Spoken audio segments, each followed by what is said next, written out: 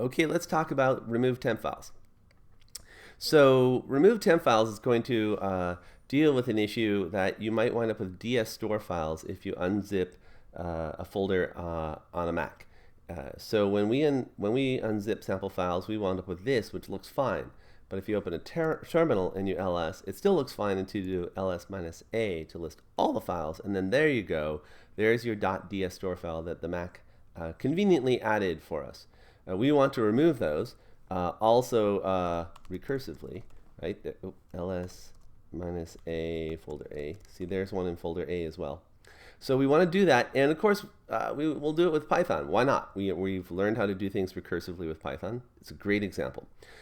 Before we do that though, let me caution you to be very careful with this code because it uses os.remove right there, and os.remove will remove the file you ask it to. It won't ask to do it, it won't confirm, it won't put it in the trash, it'll just remove it. So if you're not careful, you might accidentally remove a lot of files you wish you hadn't. So use this code very carefully. Okay, having said that, what's going on? Well, what we're going to do is we're going to recursively walk over all your files starting in that path, in that route.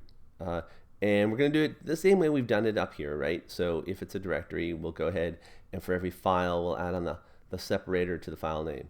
And we've also added this suffix, which defaults to .dsstore.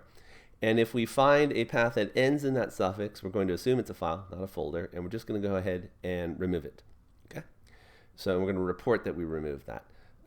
So be very careful with this, but let's go ahead and run this. I'll paste it here, and I'll go ahead and run it. And it found two DS stores. Okay, and I'll go back here and I'll ls-a, and that DS store is gone. And I'll ls-a on the folder A, and that DS store is gone.